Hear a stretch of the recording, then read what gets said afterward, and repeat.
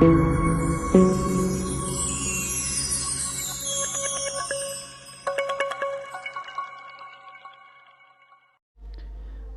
सत्कारयोग सतगुरां दी साजी निवाजी गुरु रूप प्यारी गुरु सवारी साध संगत जी, आप सारियां संगतां गुरु दरबार दी नितनेम कर्म अनुसार हाजरी भर के जन्म दे कुछ पल सफलियां करन दे यतन पए करदे हाँ। जिन्ना कुछ भी परमात्मा ने जीवन काल दे अंदर बख्शिया है, परमात्मा दे बख्शे होए इन्हां पदार्थां दे विच अनेकां तरह दे रस जिहड़े ने वो भरे होए ने, जिन्हां नूं गुरु नानक महाराज इंज बयान करते ने, रस सोयना रस रूपा कामल रस परमल की वास, रस घोड़े रस सेजा मंदर, रस मीठा रस मास, एते रस शरीर के कै घट नाम निवास।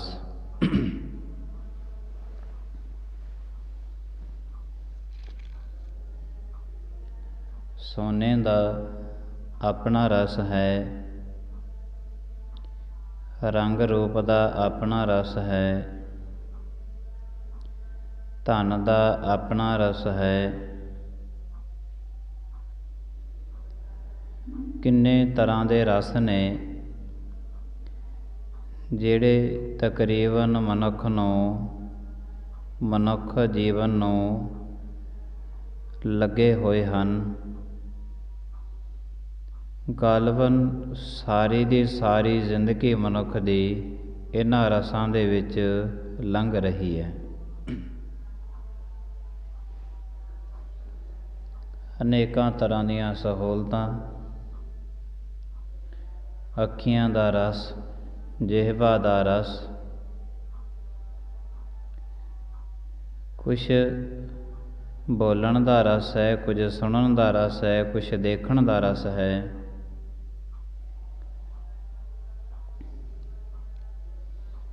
और इन्हां दे विच एक मिठास भरी हुई है, जिहड़ी मिठास परमात्मा ने मनुख नूं कहा सी कि इन्हां दा तूं रस मानना है।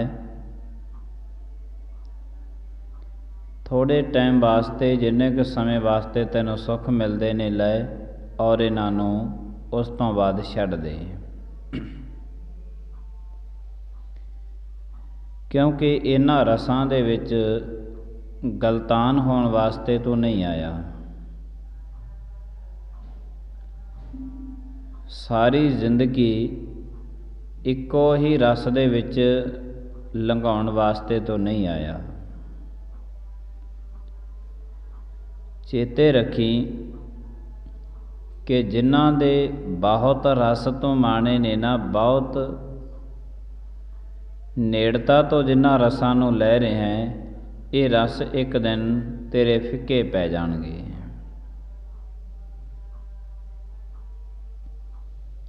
ये रस जिस दिन फिक्के पए, परमात्मा वाला रस, नाम दा रस तैनूं उसे दिन ही आवेगा।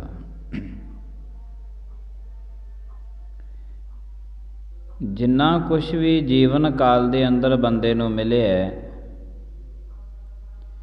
ये परमात्मा ने इस वास्ते दिता सी कि इन्हां दे विचों तेरे जीवन काल दे अंदर तैनूं मिले ने। थोड़े टाइम इन्हां नूं अपने कोल रख, इन्हां तो सुख लै और इन्हां नूं छड्ड,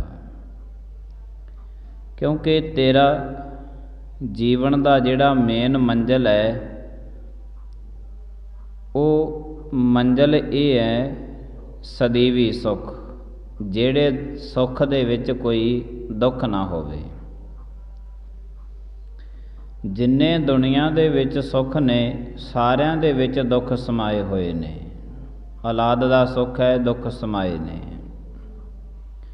ਜਿੰਨਾ ਕੁਛ ਵੀ ਮਨੁੱਖ ਨੂੰ ਦਿਖਾਈ ਦੇ ਰਿਹਾ ਇਹ ਸਭ ਦਾ ਸਭ ਜਿੰਨੇ ਸੁੱਖ ਨੇ ਸਭ ਦੇ ਵਿੱਚ ਦੁੱਖ ਸਮਾਏ ਹੋਏ ਨੇ। ਪਰ ਇੱਕ ਸੁੱਖ ਹੈ ਸਦੀਵੀ ਸੁੱਖ, ਜਿਹਨੂੰ ਆਨੰਦ ਦੀ ਵਸਤੂ ਸਤਿਗੁਰੂ ਮਹਾਰਾਜ ਜੀ ਕਹਿੰਦੇ ਨੇ। ਪਰ ਜਿਹੜਾ ਇਹ ਸਦੀਵੀ ਸੁੱਖ ਆਨੰਦ ਹੈ ਇਹ ਕੇਵਲ ਤੇ ਕੇਵਲ ਪਰਮਾਤਮਾ ਤੋਂ ਹੀ ਮਿਲਦਾ ਹੈ। ਅਨੇਕਾਂ ਸੁੱਖਾਂ ਦੇ ਵਿੱਚ ਰਸਾਂ ਦੇ ਵਿੱਚ ਗਲਤਾਨ ਹੋਇਆ ਮਨੁੱਖ ਸਾਰੀ ਜ਼ਿੰਦਗੀ ਇਹਨਾਂ ਦੀ ਪਕੜ ਵਧਾਉਂਦਾ ਰਹਿੰਦਾ ਹੈ। ਜਿਵੇਂ ਜਿਵੇਂ ਉਮਰ ਵੱਧਦੀ ਹੈ ਉਵੇਂ ਉਵੇਂ ਘਰ ਦੀ ਪਕੜ, ਪਦਾਰਥਾਂ ਦੀ ਪਕੜ, ਧਨ ਦੀ ਪਕੜ, ਔਲਾਦ ਦੀ ਪਕੜ ਇਤਨੀ ਮਜ਼ਬੂਤ ਕਰਦਾ ਜਾਂਦਾ ਹੈ, ਇਤਨੀ ਮਜ਼ਬੂਤ ਕਰਦਾ ਜਾਂਦਾ ਹੈ। ਅਕਸਰ ਇਹ ਆਪਣੀ ਜ਼ੁਬਾਨ ਦੇ ਵਿੱਚੋਂ ਆਪ ਹੀ ਕਹਿ ਉੱਠਦਾ ਹੈ ਕਿ ਹੁਣ ਮੇਰਾ ਪਦਾਰਥਾਂ ਬਿਨਾਂ, ਧਨ ਬਿਨਾਂ, ਔਲਾਦ ਬਿਨਾਂ ਜੀਵਨਾ ਬੜਾ ਮੁਸ਼ਕਲ ਹੈ। ਇਹ ਸਾਰੇ ਦੇ ਸਾਰੇ ਰਸ ਜਿਹੜੇ ਨੇ ਉਹ ਪਰਮਾਤਮਾ ਨੇ ਦਿੱਤੇ ਨੇ। ਔਰ ਜਿੰਨਾ ਟਾਈਮ ਇਹ ਰਸਾਂ ਦੇ ਵਿੱਚ ਮਨੁੱਖ ਗਲਤਾਨ ਹੈ ਉਨਾ ਟਾਈਮ ਪਰਮਾਤਮਾ ਦੇ ਨਾਮ ਦਾ ਰਸ ਇਹਨੂੰ ਕਦੇ ਮਿਲ ਹੀ ਨਹੀਂ ਸਕਦਾ। ਕਿਉਂਕਿ ਪਰਮਾਤਮਾ ਦੇ ਨਾਮ ਦਾ ਰਸ ਲੈਣ ਵਾਸਤੇ ਇਹਨਾਂ ਰਸਾਂ ਨੂੰ ਲਾਂਭੇ ਕਰਨਾ ਪੈਂਦਾ ਹੈ। ਜਿਵੇਂ ਮਨੁੱਖ ਨੇ ਇਹਨਾਂ ਰਸਾਂ ਦੀ ਪਕੜ ਵਧਾਉਣ ਵਾਸਤੇ ਪਰਮਾਤਮਾ ਨੂੰ ਇੱਕ ਪਾਸੇ ਲਾਂਭੇ ਕਰਿਆ ਹੋਇਆ ਹੈ। ਪਰਮਾਤਮਾ ਤੇਰਾ ਹੁਕਮ ਸੁਣ ਤਾਂ ਲਿਆ ਪਰ ਮੰਨਣਾ ਕੋਈ ਨਹੀਂ ਹੈ। ਮੰਨਣਾ ਕਿਉਂ ਨਹੀਂ? ਕਿਉਂਕਿ ਜੇ ਤੇਰਾ ਹੁਕਮ ਮੰਨਿਆ ਤੇ ਫਿਰ ਇਹ ਪਦਾਰਥ ਜਿਹੜੇ ਨੇ, ਪਦਾਰਥਾਂ ਜਿਹੜੇ ਰਸ ਨੇ ਇਹ ਛੱਡਣੇ ਪੈਣੇ ਨੇ। ਪਰਮਾਤਮਾ ਤੋਂ ਛੱਡਣ ਵਾਸਤੇ ਕਹਿੰਦੇ ਅਸੀਂ ਛੱਡਣੇ ਨਹੀਂ।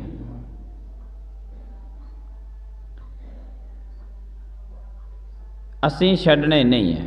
ਤਾਂ ਗੁਰੂ ਸਾਹਿਬ ਜੀ ਮਹਾਰਾਜ ਕਹਿੰਦੇ ਨੇ ਇਹ ਸਾਰੇ ਦੇ ਸਾਰੇ ਰਸ ਇੱਕ ਦਿਨ ਤੇਰੇ ਜੀਵਨ ਕਾਲ ਦੇ ਅੰਦਰ ਫਿੱਕੇ ਪੈ ਜਾਣੇ ਨੇ ਜਿਸ ਦਿਨ ਤੇਰੀ ਦੇਹੀ ਨੂੰ ਕੋਈ ਰੋਗ ਲੱਗ ਗਿਆ। ਇੱਕ ਰੋਗ ਲੱਗਿਆ ਸਭ ਦੇ ਸਭ ਰਸ ਫਿੱਕੇ ਪੈ ਜਾਂਦੇ ਨੇ।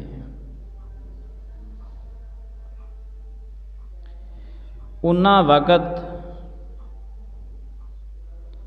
ਤੈਨੂੰ ਪਰਮਾਤਮਾ ਦੇ ਨਾਮ ਦਾ ਰਸ ਨਹੀਂ ਆ ਸਕਦਾ ਜਿੰਨਾ ਟਾਈਮ ਤੂੰ ਇਹਨਾਂ ਰਸਾਂ ਨੂੰ ਲਾਂਭੇ ਨਹੀਂ ਕਰਦਾ।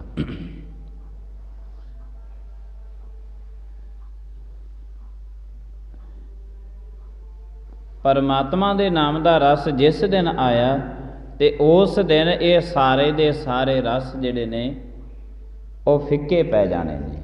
ਅਗਰਵਾਈਜ਼ ਜੇ ਹਜੇ ਤੱਕ ਵੀ ਇਹਨਾਂ ਸਾਰੇ ਪਦਾਰਥਾਂ ਦੇ ਵਿੱਚੋਂ ਪੂਰੇ ਦਾ ਪੂਰਾ ਰਸ ਆ ਰਿਹਾ ਤਾਂ ਸਮਝ ਲੈਣਾ ਹਜੇ ਪਰਮਾਤਮਾ ਦੇ ਨਾਮ ਦਾ ਰਸ ਨਹੀਂ ਆਇਆ। ਪਰਮਾਤਮਾ ਦੇ ਨਾਮ ਦੀ ਪਿਆਸ ਹਜੇ ਤੱਕ ਨਹੀਂ ਆਈ। ਕਿਉਂਕਿ ਪਿਆਸ ਪਦਾਰਥਾਂ ਦੀ ਹੈ, ਪਦਾਰਥਾਂ ਕਰਕੇ ਪਰਮਾਤਮਾ ਦੀ ਪੂਜਾ ਕੀਤੀ ਜਾ ਰਹੀ ਹੈ। ਤੋ ਜਿੰਨਾ ਟਾਈਮ ਪਦਾਰਥ ਮਿਲਦੇ ਰਹਿਣ ਉਨਾ ਟਾਈਮ ਪੂਜਾ ਚੱਲਦੀ ਰਹਿੰਦੀ ਹੈ। ਜਦ ਪਦਾਰਥ ਨਾ ਮਿਲਣ ਤੇ ਪੂਜਾ ਬੰਦ ਹੋ ਜਾਂਦੀ ਹੈ। ਇਹ ਪੂਜਾ ਉਸ ਵਕਤ ਬੰਦ ਹੋ ਜਾਂਦੀ ਹੈ। ਪਿਆਸ ਹਜੇ ਤੱਕ ਪਦਾਰਥਾਂ ਦੀ ਹੈ ਤੇ ਇਹ ਪਿਆਸ ਜਿਹੜੀ ਹੈ ਪਦਾਰਥਾਂ ਦੀ ਇਹ ਲੰਬੇ ਅਰਸੇ ਤੱਕ ਮਨੁੱਖ ਨੂੰ ਦਰ-ਦਰ ਦੀਆਂ ਠੋਕਰਾਂ ਖਾਣ ਵਾਸਤੇ ਮਜਬੂਰ ਕਰ ਦਿੰਦੀ ਹੈ। ਦਰ-ਦਰ ਦੀਆਂ ਇਹ ਠੋਕਰਾਂ ਖਾਂਦਾ ਹੈ ਪਰ ਜਿਹੜੀ ਇਹਦੀ ਪਿਆਸ ਹੈ ਉਹ ਕਦੇ ਵੀ ਪਰਮਾਤਮਾ ਦੇ ਨਾਮ ਦੇ ਰਸ ਤੋਂ ਬਿਨਾਂ ਇਹਦੀ ਪਿਆਸ ਬੁਝਦੀ ਨਹੀਂ ਹੈ। ਔਰ ਪਿਆਸ जिस दिन पदार्थां की प्यास खत्म होगी, परमात्मा के नाम की प्यास उदों ही शुरू होती है। अगरवाइज जे पदार्थां की प्यास वधदी जा रही है, दिनों दिन ये वधदी जा रही है, तो समझ लेना कि हजे परमात्मा के नाल नेहो नहीं है। हजे तो सिर्फ परमात्मा की पूजा हो रही है पदार्थां करके। जिन्ने दिते ने शुक्र है, होर भी चाहिए ने पदार्थ, क्योंकि गुरबाणी ने सिद्ध कर दिता है, तृष्णा बिरले ही की बूझी है, कोट जोड़े लाख करोड़े माना होरे, परै परै ही को लूझी है। ये किसी बिरले वांझे की बुझदी है तृष्णा। हजे तक पदार्थां की प्यास चली आ रही है, तो पदार्थां की जिहड़ी प्यास है ये दिनों दिन वधदी जा रही है। अपने घर दे विच कमाई करके बड़े पदार्थ पैदा किए, प्यास नहीं बुझी, सारी जिंदगी कमाई करता रहा। जब परमात्मा के नाम के नाल नेहो जुड़न लग्या, तो फिर भी इहदी कामना कित्थे आके खड़ गई? पदार्थां ते। प्यास फिर भी पदार्थां दी है। तो जिन्ना टाइम पदार्थां दी प्यास पकड़ वधदी जांदी है, परमात्मा के नाम की उन्ना टाइम प्यास मनुख के अंदर पैदा होंदी नहीं। ते जिस दिन परमात्मा के नाम की जिहड़ी प्यास है ये शुरू हुई, तो उस दिन ते फिर गुरु साहिब जी महाराज महान आप ही किरपा करते हैं। एक मनुख ने चल के परमात्मा कोले आउणे, एक वो शरीर है जिस दे कोल गुरु साहिब जी महाराज खुद चल के जाते हैं।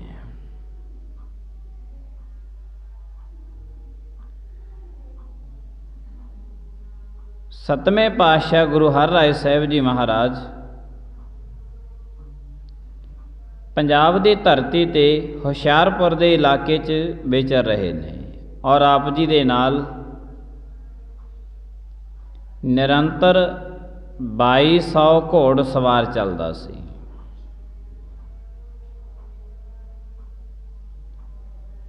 लगातार गुरु साहिब जी महाराजियां दे नाल रहिंदे सन 2200 घोड़ सवार।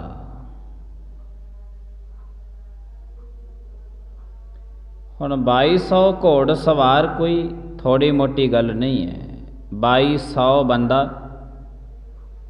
शास्त्र, घोड़े, रथ, कितना साजो समान होवेगा। ते आप जी दे गुरु हरराय साहिब जी महाराज दे ए सारे दे सारे नाल चलते सन।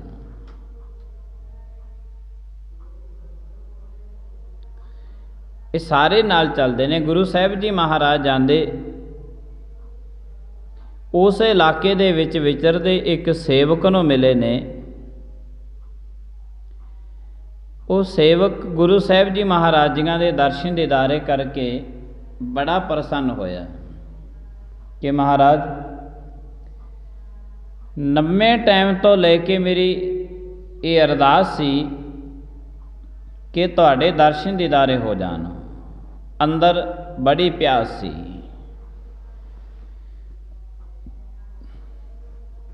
जिदे अंदर प्यास होवे, पानी की कीमत उसे नूं ही पता होंदी है।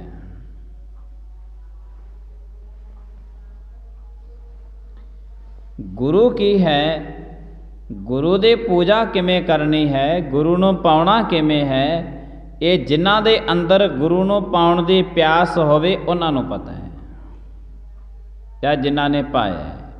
हजे तक ते प्यास जिहड़ी है वो सारी दी सारी पदार्थां दी चली आ रही है। क्योंकि अगर भाई जे पदार्थां की प्यास दिनों दिन वधदी जा रही है, दिनों दिन वधदी जा रही है, तो समझ लेना कि हजे तक गुरु दे नाल नेहो नहीं लग्या, हजे तक नेड़ता नहीं बनी।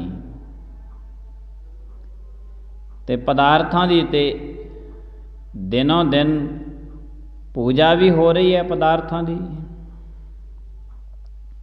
बहुते लोग ऐसे हैं कि जिहड़े इन्हां दी पूजा करते हैं पदार्थां दी। बड़ी सुचज्जे ढंग दे नाल उन्हां दी सांभ संभाल करदे ने। अंदर जिस दी प्यास हुंदी है,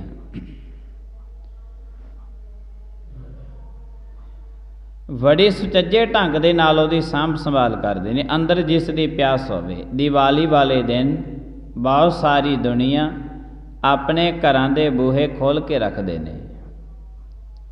क्यों? अज कहंदे लक्ष्मी आऊगी,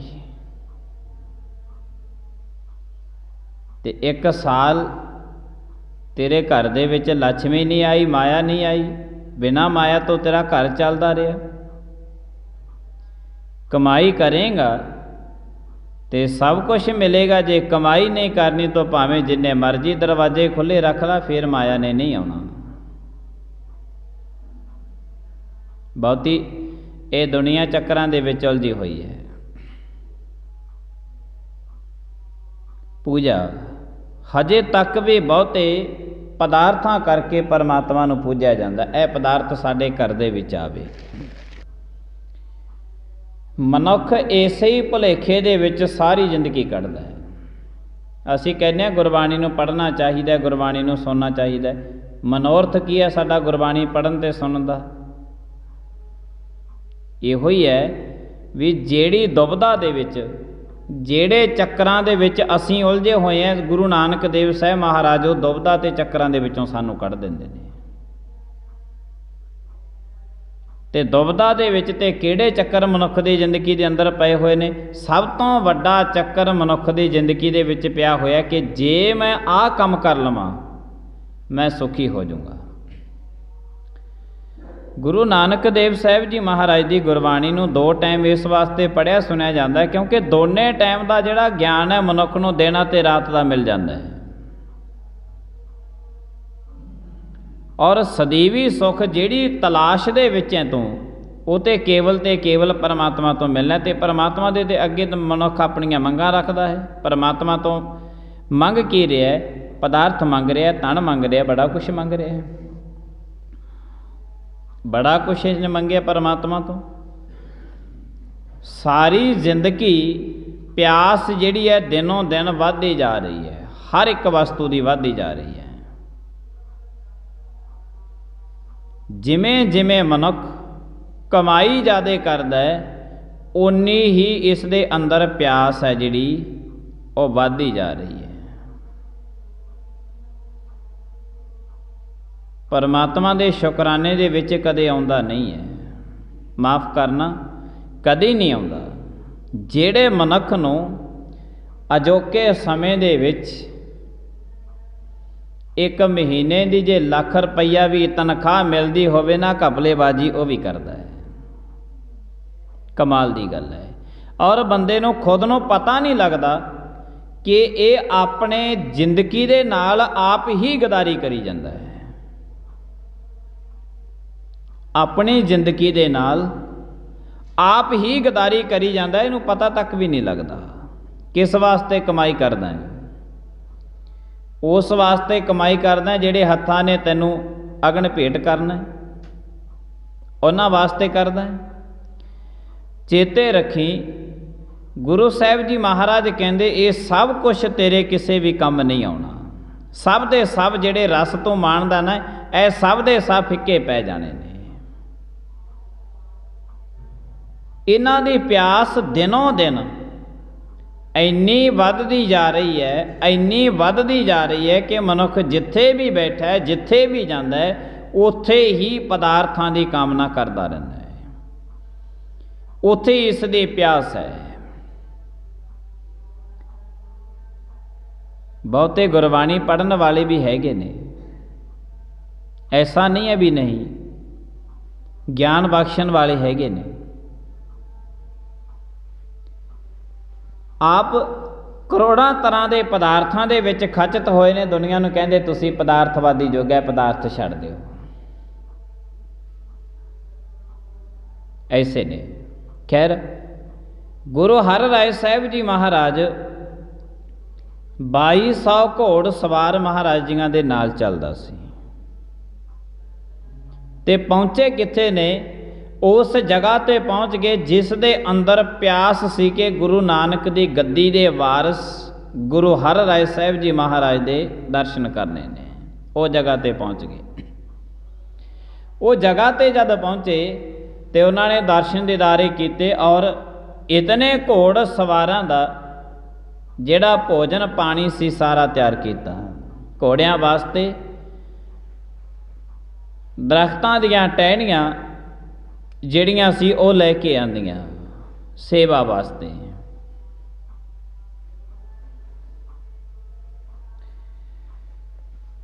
गुरु हरराय साहब जी महाराज जब उन्होंने पूछया कहन लगे गुरमुखा एक घोड़ियां नूं की पाया? कहंदे महाराज जो कुछ भी मेरे सामने पदार्थ आई गया मैं लिया लिया के इन्हां घोड़ियां नूं पा दिता। उस दे विच जड़ां भी सन कुछ दरख्तां दीयां। जो कुछ महाराज मेरे सामने आया मैं सारे दा सारा तुहाडे ते तुहाडी संगत उतों दी कुर्बान किया है। ये मैं सब कुछ इन्हां दे उत्तों दी कुर्बान किया है। गुरु हरराय साहब जी महाराज कहन लगे ठीक है। उत्थे गुरु हरराय साहब जी महाराज जी ने एक सुक्की जड़ लेती घोड़ियां नूं जिहड़ी पाई हुई सी ते गुरु साहब जी महाराज जी ने बैठिया बैठिया वो धरती दे विच ला दिती। लो कहंदे तुसी परमात्मा दे घर दी सेवा कीती है। ਇਹ ਜਿਹੜੀ ਸੁੱਕੇ ਜੜ ਲੱਗ ਗਈ ਨਾ ਧਰਤੀ ਦੇ ਵਿੱਚ ਇਹ ਸਦੀਆਂ ਤੱਕ ਹੁਣ ਹਰੀ ਹੀ ਰਹੂਗੀ। ਇਹ ਕਦੇ ਸੁੱਕੇਗੀ ਨਹੀਂ ਸਦੀਆਂ ਤੱਕ। ਸ਼ਾਇਦ ਆਪ ਜੀ ਨੇ ਕਦੇ ਦਰਸ਼ਨ ਦੀਦਾਰੇ ਕੀਤੇ ਹੋਣ ਹਜੇ ਤੱਕ ਵੀ ਉਹ ਸਥਾਨ ਹਰੀਆਂ ਬੇਲਾਂ ਵਾਲੇ ਵੱਜਦੇ ਨੇ। ਗੁਰੂ ਹਰ ਰਾਏ ਸਾਹਿਬ ਜੀ ਮਹਾਰਾਜ ਨੇ ਕਾਲਵਨ 400 साल के नेड़ तेड़ हो गया उस वेल लगी नूं हजे तक भी हरी भरी है। वो कदे सुक्की नहीं। पतझड़ उत्ते आउंदी नहीं। रुत्तां ते सारे दरख्तां ते आउंदियां ने पर उस वेल दे पत्ते झड़न तो पहलां नवे पत्ते आ जांदे ने। पत्ते झड़न तो पहलां नवे पत्ते आ जाते हैं। जदों नवे पत्ते आउंदे ने फिर पुराने पत्ते झड़ते हैं। फिर उहदे पुराने पत्ते झड़ते हैं। हालांकि कुदरत के नियमां दे विच इह है कि सारे दे सारे दरख्तां दे पुराने पत्ते झड़ जाते हैं। उस तो बाद फिर नवे पत्ते आउंदे ने। पर जो गुरु साहब जी महाराज की बख्शिश की हुई जिथे प्यास सी परमात्मा के दर्शनां दी परमात्मा उत्थे पहुँचे ते परमात्मा ने सदियां वास्ते उस धरती नूं उस गुरमुखां दा अते इहो जे परमात्मा ने रहमत बख्शिश की कि सदियां तक चलण वाली उत्थे बेल ला दित्ती है।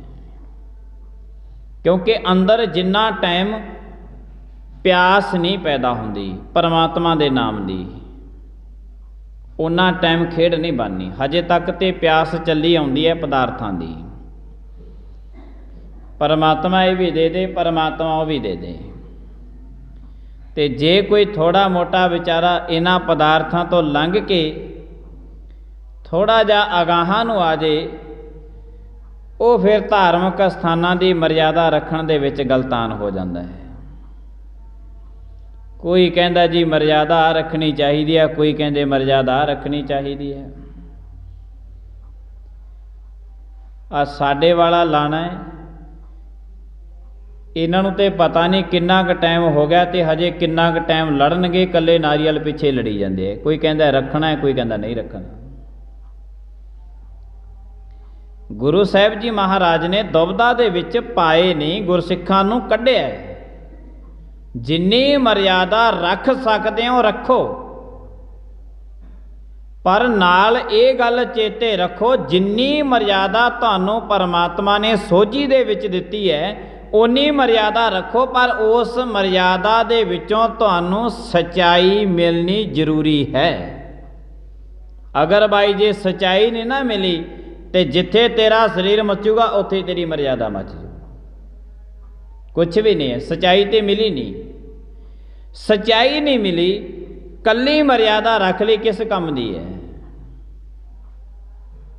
ਸਚਾਈ ਕੀ ਹੈ?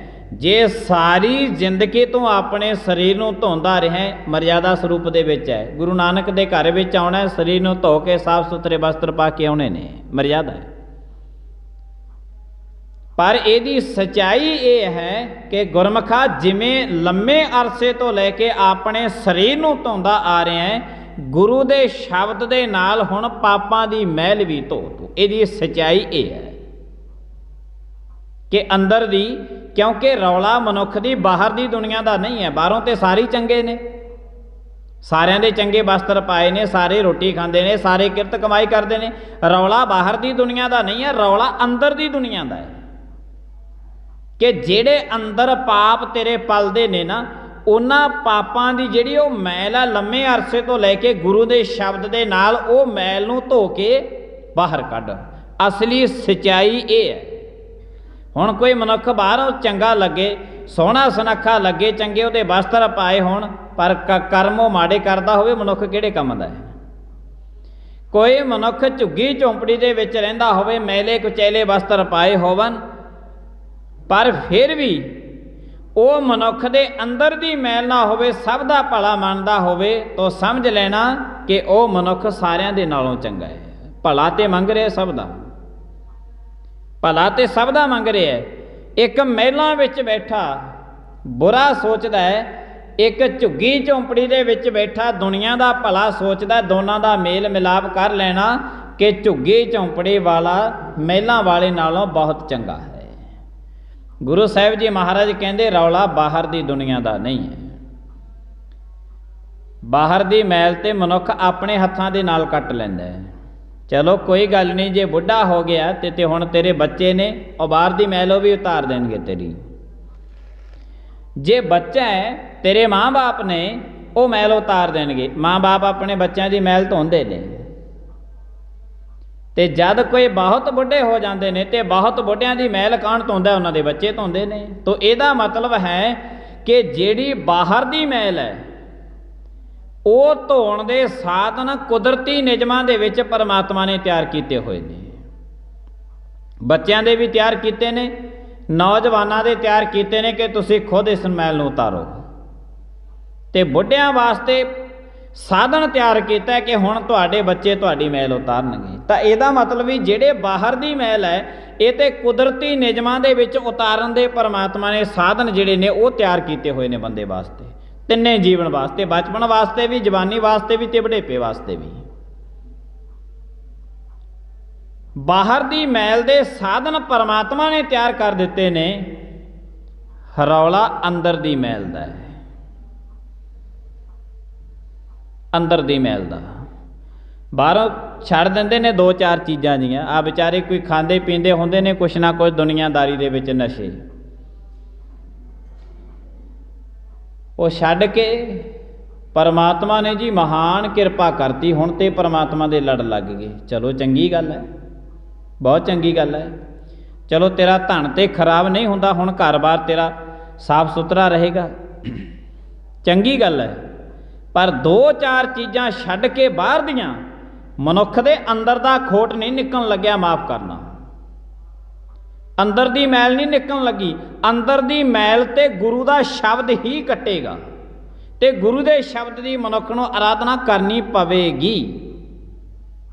ਗੁਰੂ ਦੇ ਸ਼ਬਦ ਦੀ ਆਰਾਧਨਾ ਮਨੁੱਖ ਨੂੰ ਕਰਨੀ ਪਵੇਗੀ। ਇਹ ਨਹੀਂ ਹੈ ਵੀ ਗੁਰੂ ਦੇ ਸ਼ਬਦ ਦੀ ਆਰਾਧਨਾ ਕੋਈ ਹੋਰ ਕਰੀ ਗਿਆ ਤੇ ਮੈਲ ਕਿਸੇ ਦੀ ਹੋਰ ਕੱਟੀ ਜਾਵੇ, ਇਹ ਕਦੀ ਨਹੀਂ ਹੋਵੇਗਾ।